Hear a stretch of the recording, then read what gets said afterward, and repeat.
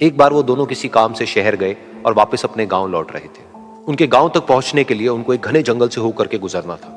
और जब वो उस जंगल से गुजर रहे थे तो एक दोस्त को प्यास लगी और वो पानी ढूंढने के लिए रास्ता भटक गए। थोड़ी ही देर बाद शाम हो गई और रात होने ही वाली थी।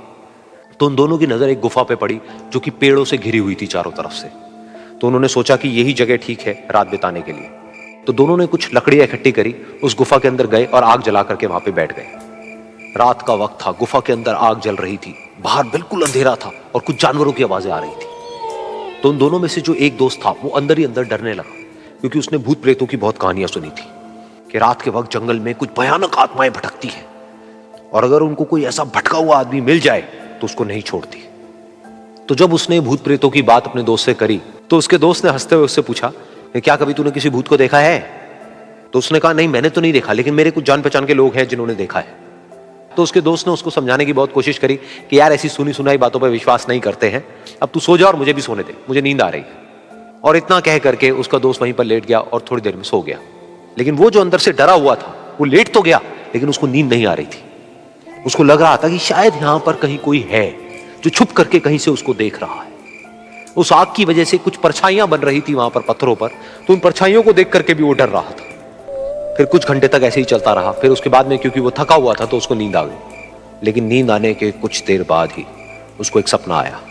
सपने में उसको एक बहुत ही भयानक परछाई उसकी तरफ बढ़ती हुई नजर आई। अब जैसे जैसे वो अंदर से डरता चला जा रहा था, वो परछाई उसके और पास आती चली जा रही थी और बड़ी होती चली जा रही थी। और उस परछाई में एक हाथ उसको नजर आया जिसके बड़े बड़े नाखून थे, और वो हाथ उसकी तरफ बढ़ता चला गया और उसके गले तक पहुंचने ही वाला था कि तभी वो डर करके एकदम से उठा। फिर उसने अपने दोस्त की तरफ देखा जो कि सो रहा था, उसको पकड़ करके जोर से उठाया। फिर उसने अपने दोस्त को बताया कि उसके साथ में क्या हुआ। तो उसका दोस्त फिर हंसने लगा। फिर उसके दोस्त ने उसको कहा, अब अगर दोबारा से तुझे वो परछाई दिखे तो तू वही कहियो जो मैं तुझे कह रहा हूं कहने के लिए। फिर देखते हैं वो परछाई तेरा क्या करती है। तुझे अपने अंदर ही अंदर बोलना है, मैं तुझसे नहीं डरता, सामने आ। तो उसके दोस्त ने वैसा ही किया। थोड़ी देर बाद दोबारा से उसको सपने में वही परछाई नजर आई और वो परछाई धीरे धीरे उसकी तरफ बढ़ने लगी। लेकिन इस बार वो उस परछाई से डरा नहीं, बल्कि अपनी पूरी हिम्मत जुटा करके उसने वही कहा, मैं तुझसे नहीं डरता, सामने आ। मैं तुझसे नहीं डरता, सामने आ। मैं तुझसे नहीं डरता, सामने आ। जैसे जैसे वो ये बोलने लगा वो परछाई छोटी होने लगी और उससे दूर होने लगी। वो बोलता रहा, वो परछाई छोटी होती रही और धीरे धीरे वो परछाई दिखनी बंद हो गई। बिल्कुल ऐसा ही हमारी